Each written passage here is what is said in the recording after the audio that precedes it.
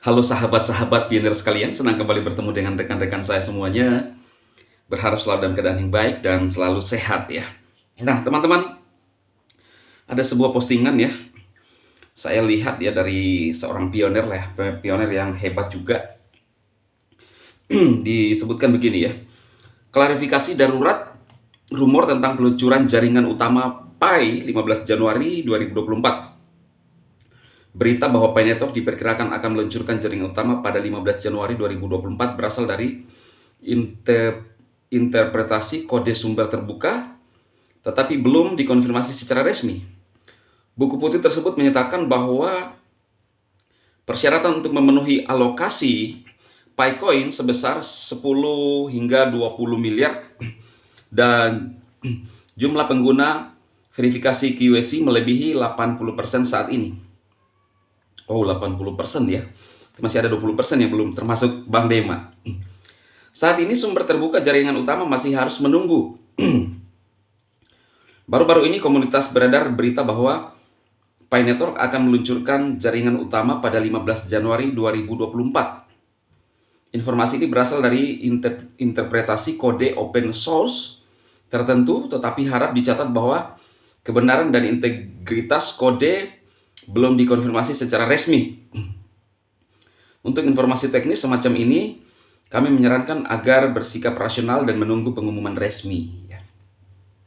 Nah, beberapa saat yang lalu di aplikasi kita diberitakan bahwa waktu Open Mainnet sengaja tidak diberitakan.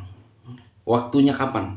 Tapi pada saat Open Mainnet pasti ada di beranda aplikasi kita karena adalah acara besar Pi Network ya.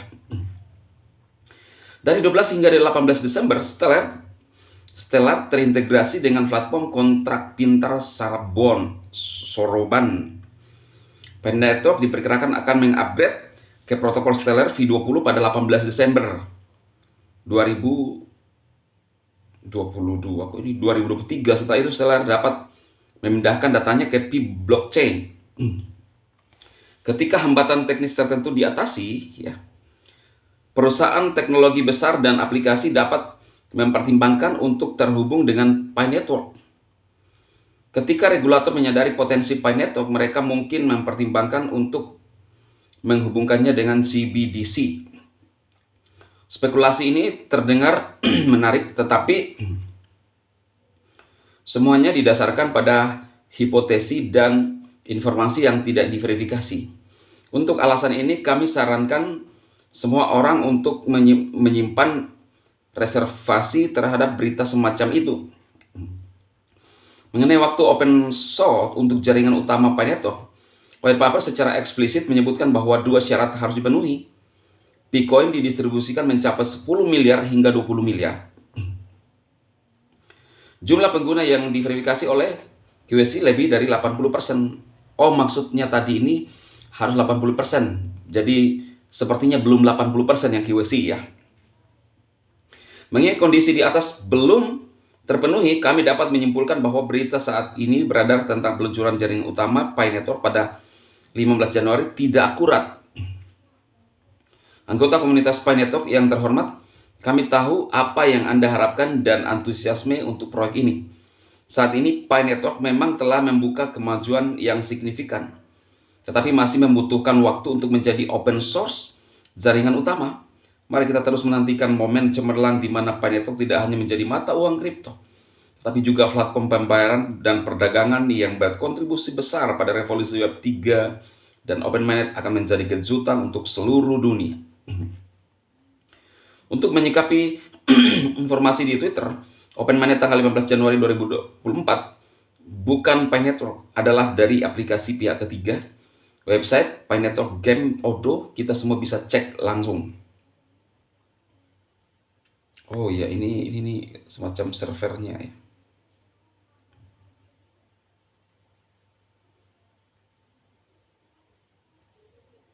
Ada komentar harapan terbesar sih semoga cepat Open Mainnet mengingat regulasi di negara kita tercinta. Dan harapan saya sebagai pionir, mudah-mudahan regulasi masalah tentang kripto direvisi. Ini banyak komentar ya. Nah, jadi teman-teman ada berkembang di luar sana ya, 15 Januari. Wah, itu tanggal yang cantik itu ya. Kalau prediksi saya ya teman-teman, eh, ini prediksi saya ya, di ulang tahun Pi Network ya. Itu prediksi, tapi kan bisa salah ya. Kalau memang sih dalam pemikiran saya 15 Januari itu belum ya. Tapi intinya ini begini teman-teman ya. Eh,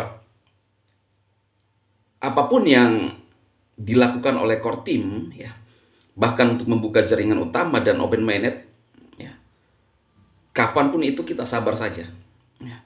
Artinya apa yang sudah dilakukan selama ini dan saat ini kita ada di dalam pesta Pi, masih dalam suasana pesta Pi, ini memberikan gambaran kepada pioner semua bahwa Pi itu bernilai, sekaligus ajang di mana Nicholas ingin melihat kepercayaan semua yang mengetahui tentang Pi Network.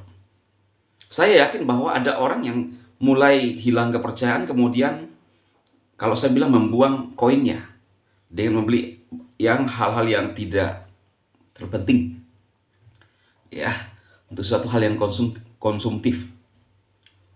Kalau teman-teman lihat di aplikasi kita, dari beberapa aturan-aturan yang dibuat oleh Pi Network di aplikasi itu sangat panjang dan rumit ya. Itu saja menurut saya, ngapain mereka atau core team atau Nicholas membuat sebuah sistem yang membacanya saja kita sampai capek. Sistemnya saja kita capek untuk membuat sistem ini ya. Kalau hanya pada akhirnya tidak open minded ya. Jadi kalau teman-teman mungkin mulai sedikit kecewa, ya itu wajar, manusiawi, tetapi jangan sampai, harapan saya sih kita tetap bertahan sampai pada akhirnya open minded ya.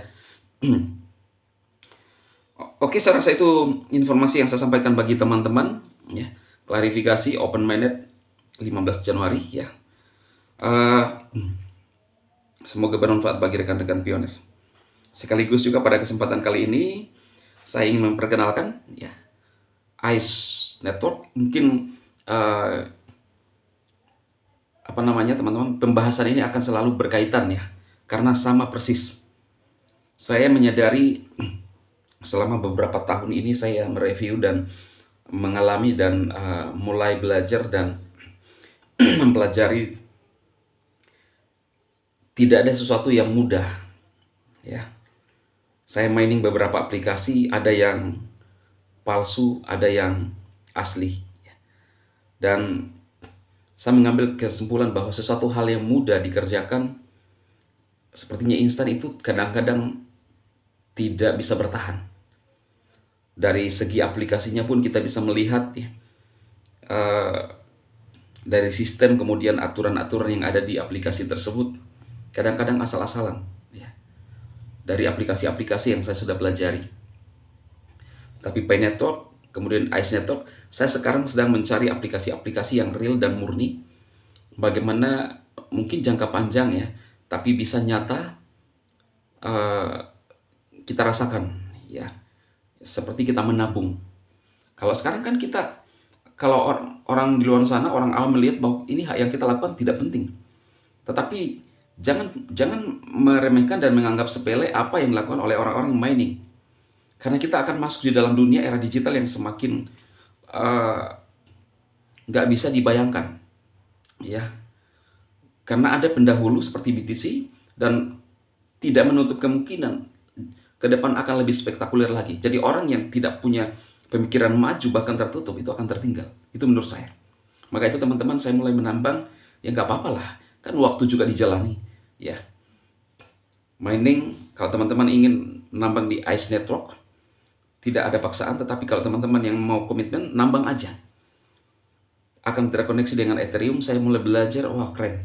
Ya, keren. Kita main mining sebelum open mainnet, karena setelah open mainnet, susah lagi untuk mendapatkan koin. Jadi kumpulkan sebanyak-banyak koin pada saat masih dalam proses penambangan. Sehingga kalau saat kita punya koin, kita akan mendapatkan hasil. Tidak ada yang menduga dan menyangka dulu BTC lahir tahun 2009. Mungkin orang menyepelekan.